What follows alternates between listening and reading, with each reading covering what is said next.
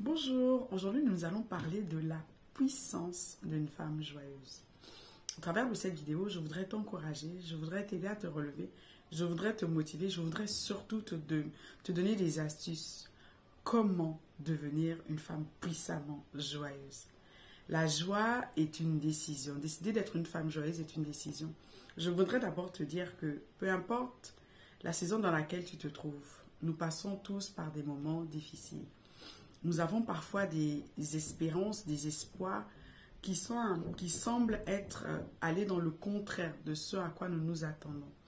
Mais dans les situations que nous traversons, nous avons le choix de choisir notre attitude. Et au travers de cette vidéo, je voudrais t'encourager à choisir la joie. Oui, parce qu'une femme qui est joyeuse est une femme qui est puissante. Je m'appelle Armelle Ndo. Je te souhaite la bienvenue sur notre chaîne YouTube parce que je ne la fais pas toute seule. Tu m'aides à faire ce travail. Alors, sois la bienvenue. Si tu es nouvelle, n'hésite pas à t'abonner, n'hésite pas à liker, n'hésite pas à partager. Encore, merci de regarder cette vidéo jusqu'à la fin. N'hésite pas aussi à me laisser un commentaire. Alors, comme le thème le dit, la puissance d'une femme joyeuse.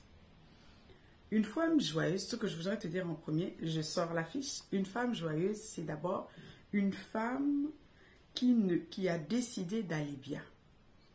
Peu importe les circonstances, c'est important. Vous savez, on traverse toutes les situations difficiles. Mais la situation ne doit pas venir changer notre attitude. Et pour développer la joie en permanence et pour vivre de cette puissance qui nous rend inébranlables, la première chose que tu dois faire, c'est de te dire que toute situation a une fin. Et oui, toute situation que Dieu permet dans ta vie a une fin. Je me souviens de ces moments où j'étais célibataire, parce que moi j'avais été déclarée stérile, alors je n'espérais pas avoir des enfants, mais je savais que même cette situation avait une fin. J'étais célibataire, j'ai eu des moments de flottement dans ma vie, j'ai eu des grands échecs, mais aujourd'hui, je suis la preuve que je traversais, mais que je ne demeurais pas dans cette situation. Alors, je veux te dire qu'une femme qui décide d'être joyeuse, garde en tête que peu importe ce qu'elle est en train de vivre, si Dieu a permis son début, c'est qu'il a autorisé aussi sa fin. Ça, c'est premièrement. La femme joyeuse décide de ne pas marcher, ça c'est le deuxième point, selon les réalités, mais la vérité. Oui, c'est important. Il y a la réalité et il y a la vérité. C'est important. Tu ne peux pas décider d'être une femme joyeuse ou de devenir puissamment, de manifester la puissance de la joie si tu n'es pas consciente de ce fait. Il y a la réalité. Ce que tu traverses aujourd'hui, ce qui vole ta joie, ce qui te met dans cet état, ce qui t'empêche de te projeter, mais il y a la vérité. Et dans ce qui est important entre ces deux faits, c'est la vérité. Et c'est quoi cette vérité? Tu es peut-être célibataire, mais tu ne t'appelles pas célibataire. Voilà, tu es peut-être, on peut dire de toi stérile, mais tu ne t'appelles pas stérile. Tu te dissocies de la situation que tu traverses. Il y a le désert, il y a cette situation et il y a moi. Et la vérité, c'est le troisième point, se trouve dans les promesses que Dieu a pour toi. Une femme puissante, puissamment joyeuse, ne compte pas sur elle. Elle ne s'attend pas à ce qu'elle pense. Elle ne s'attache pas à ce qu'elle a entendu ou peut-être aux prémonitions humaines. Mais elle s'attache aux promesses de Dieu. C'est important. Si tu veux manifester la puissance de la joie, peu importe ce que tu es en train de vivre actuellement, je t'invite à aller prendre ta réalité et aller chercher la vérité. J'ai été appelée stérile. Mais Dieu a dit que dans sa maison, il n'y aura point de stérile. Alors j'ai dit, et j'ai trouvé aussi cette parole qui dit que je suis la maison de Dieu. Alors, comme je suis la maison de Dieu, il a dit, il n'y aura point de stérile dans sa maison. J'ai pu avoir mes enfants. Tu es peut-être célibataire, mais sache une chose. Tu as été créé pour aider un homme. Donc, la réalité, c'est qu'aujourd'hui, tu es célibataire. Mais la vérité, c'est que si tu as été créé, si tu es là, sur cette terre, selon le plan de Dieu, c'est qu'il y a un homme pour toi. Alors, si tu veux manifester la puissance de la joie, tu dois aller chercher, prendre ta réalité et aller chercher sa vérité. Je ne dirais même pas sa contre-vérité, parce que la réalité n'est pas la vérité. Alors, va chercher la vérité. Et la vérité se trouve dans les promesses de Dieu.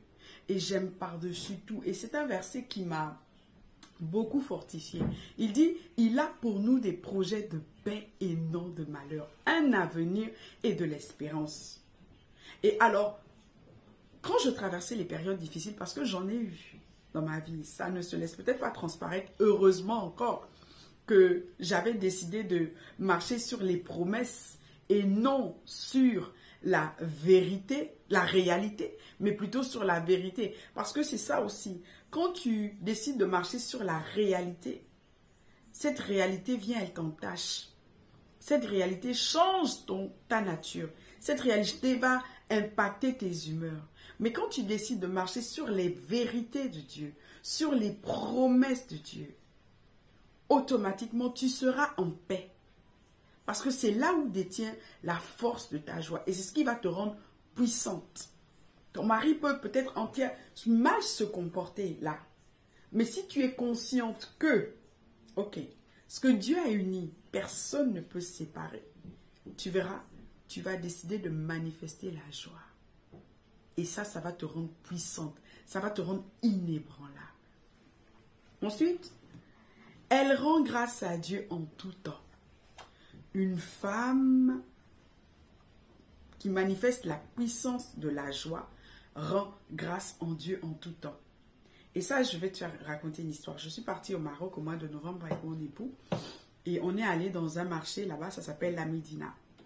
Et on est allé avec une campeuse, une abonnée à moi qui est devenue une amie. Parce qu'elle, elle était au Maroc, donc c'était ma correspondante là-bas. Et on est allé, et quand on est allé, elle a fait tomber son téléphone. Et c'est grand, la Médina, c'est vraiment grand. Elle a fait tomber son téléphone. Et ensuite, elle s'est rendue compte qu'elle avait fait tomber son téléphone. On était déjà à plus de, je ne sais pas combien de kilomètres de l'endroit. Et pendant qu'on était dans la voiture, et là, elle disait, waouh, elle commençait bon, ok, nous, on est tous attachés à nos téléphones maintenant. Alors, elle commençait à aller dans tous les sens, à être émotionnellement triste. Elle disait, mon Dieu, c'est même pas mon téléphone, mais ce sont tous les souvenirs, les photos, je vais retrouver ça où? Et elle regardait mon attitude et moi, je commençais à rendre grâce à Dieu. J'ai dit, je te dis, Seigneur, merci, merci, parce que toute chose concourt à notre bien. Et j'ai commencé à louer, à chanter. Je louais, je louais, je louais. Et on est reparti à la Médina. Je ne sais pas si tu as déjà été au Maroc.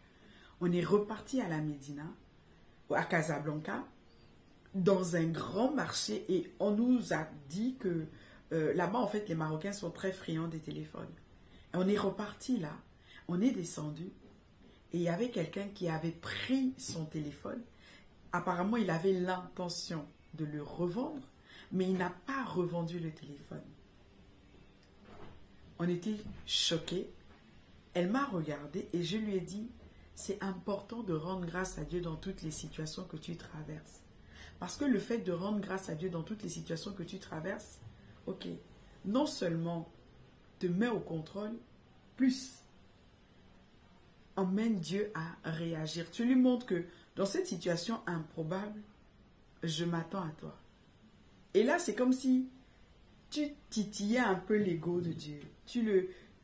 En fait, tu le surprenais. Et quand tu ris dans la tempête, tu interpelles Dieu parce que ce n'est pas quelque chose d'ordinaire. Normalement, ce qui est ordinaire, c'est pleurer quand tout va mal. Ce qui est ordinaire, c'est se renfermer sur soi quand tout va mal. Mais quand tu décides de dire, Seigneur, dans cette situation, je te rends grâce, je te fais confiance. Quelque chose d'autre se passe. Et là, tu l'interpelles et tu le pousses à agir. Ça, c'est important. Elle sait que la joie du Seigneur est sa force. En tant que femme, tu as besoin de manifester la joie. Sinon, tu vas te laisser aller dans tous les sens par tes émotions. Tu peux être trahi, ton espoir peut être déchu, tu peux ne plus peut-être manifester la foi, tu te dis que c'est impossible. Mais souviens-toi, et j'aime beaucoup cette parole, sa joie est ta force.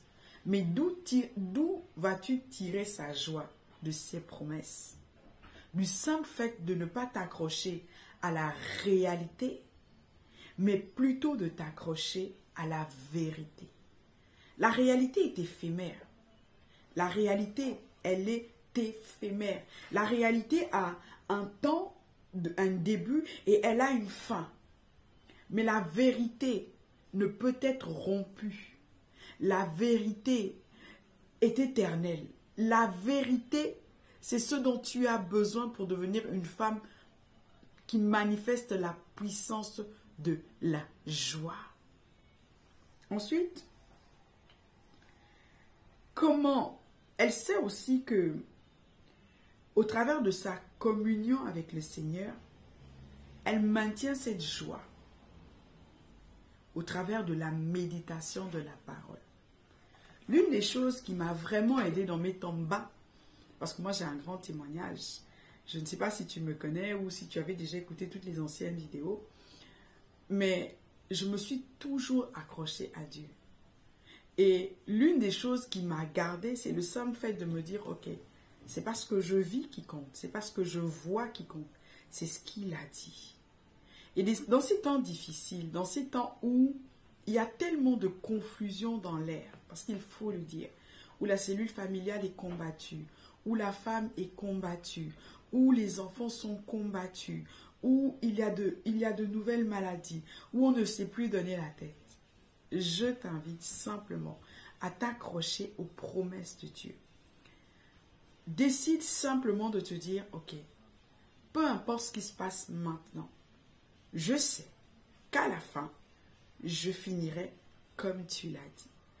Et rien que la perspective de te dire, ok, ça va se manifester dans ta vie, je ne crains rien, je prie tout par Christ qui me fortifie, je traverse, je vais y arriver. Parce qu'en réalité, ce n'est pas ce que je vois qui compte, c'est ce qu'il a dit qui compte.